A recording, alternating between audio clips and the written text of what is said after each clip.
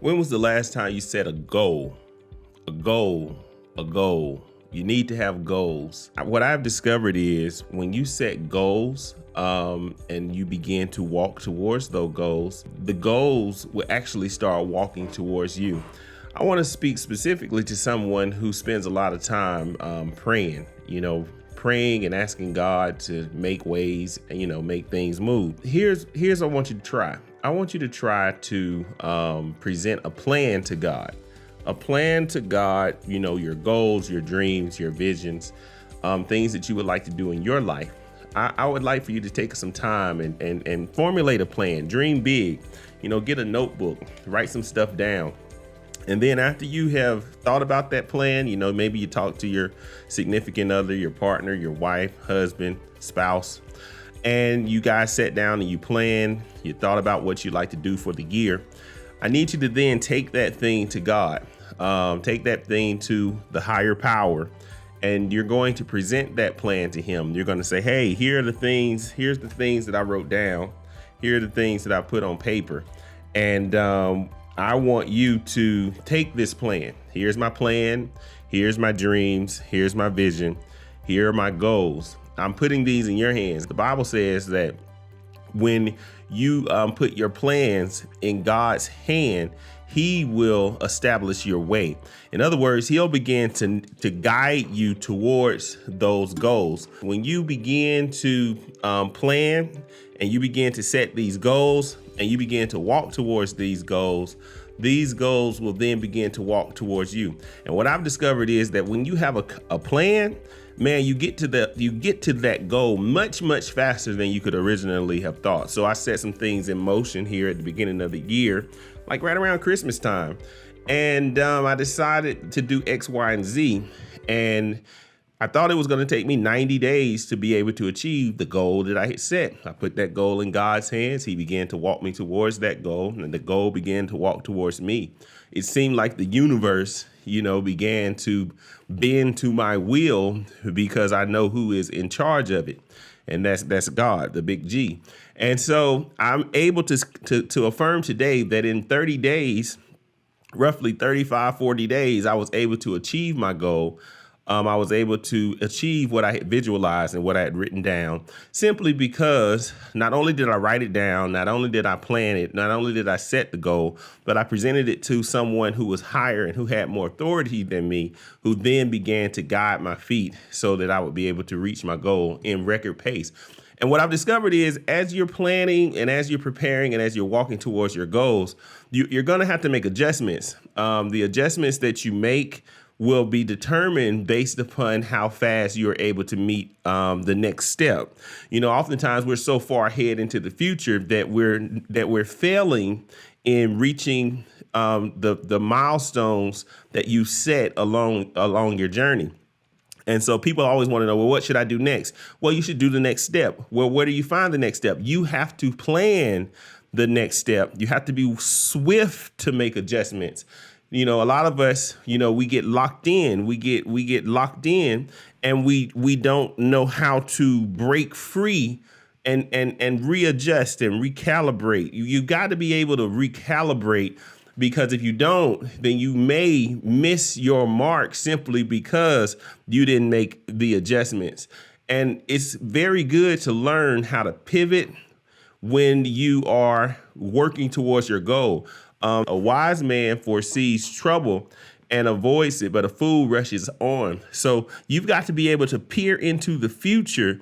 And as you're peering into the future, you need to be able to see the issues that may be coming your way so that you can steer your ship in the direction that it's going to go, so that it will move around trouble versus bumping into the roadblocks and the walls and the drama that's out there, because it's out there, you guys. There's all kinds of stuff out there that can hinder you from reaching your goal. But a wise person, a person with foresight, is able to look into the future. They're able to see what could happen, and they are able to navigate around it. And so the question becomes, are you a wise man or a wise woman? The way that you know this is by looking and seeing if you were able to navigate around challenges that you didn't even see when you started the journey. And so as you're starting your journey, working towards your goals, let's make sure that you're looking into the future and saying, okay, what could happen? Why would this happen? What can I do about it not happening? And how can I prepare for the inevitable? A friend of mine used to tell me, you can't outrun the devil, but you can prepare for the inevitable trouble. Trouble comes all the time. So we've got to start planning. We've got to start preparing. We need to start writing down our goals. We need to learn how to adjust. We need to learn how to pivot.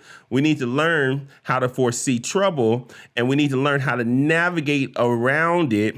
It's almost like looking at your GPS. I mean, you got the GPS. The GPS will tell you that there's a traffic accident on the highway 10 miles ahead, and there's going to be a 20-minute slowdown. That gives you enough foresight to be able to take a detour to go around the traffic and avoid the 20-minute delay. And so you got to be willing to be able to listen to the GPS. And so what I'm saying is, when you put your plan in God's hands and you present it to him, he's going to begin to order your steps. But what you need to understand is, he's not going to do everything for you. No. That's not how he works. He's going to actually use your hands and your feet, your mind, and your wisdom to begin the process of helping you to reach your goals. God is not going to miraculously come down from the sky and do anything for you that you can do for yourself. But the beautiful thing is, when you place this plan in his hands, he then is going to give you the wisdom, the ability, and the responsibility to carry out what you have planned. And with all of that being said, he's going to work in harmony with you when things are needed and things are necessary. He can step in and help you along the way. In other words, he can come down and he can help you to achieve what you thought would have taken years in weeks. And so you got to be willing to follow this template that I'm giving you. Plan that thing, present that thing, bring that thing into life simply by moving forward with it. Work the plan, make adjustments. Be willing to look into the future and avoid the problems that could come your way. Be willing to pivot. Be willing to work with your own hands, with your own feet, with your own mind, with your own resources, and partner with the divine to be able to bring from the spirit world into the physical world the things that you planned in your human mind. It's a beautiful thing to work in harmony with God. So I just encourage you today to begin to plan, begin to dream really, really big. There's a really, really big God who wants to help you to achieve your wildest imaginations. And he is waiting on you to come to him and say, hey, this is what I'm thinking. This is what I'm wanting. This is what I desire. And then you go out there and get it. Now, the Bible says that it is the Lord who gives man the ability to acquire wealth. God is going to give your hands the ability to acquire wealth. It's by the strength and the sweat of an ox that wealth is acquired. You're going to have to work harder than you've ever worked in your life. I'm not literally saying you're going to have to pick up the hammer and pick up the nails, but you may have to pick up the plan and find the people who can help you to get to your goal, because there are people who are more skilled than you, more talented than you, but that doesn't mean that they have the same dream that you have. And so you got to be willing to ask individuals for help so that you can also achieve your dreams, even though you may not actually be the one who goes out there and builds the house. It may be your vision for the house that sets the builders to work. But God is saying, I want to use you. I want to give you the insight. I want to give you the resource. I want to give you the ability. And I want to take your dream and make your dream a reality. So today, my friends, just understand that you've got to plan it. Understand that you've got to present it. Understand you've got to work for it.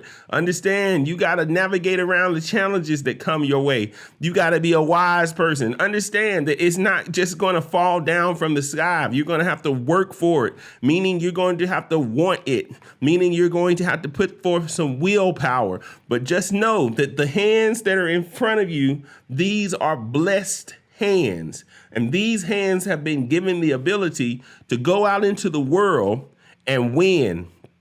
You are a winner.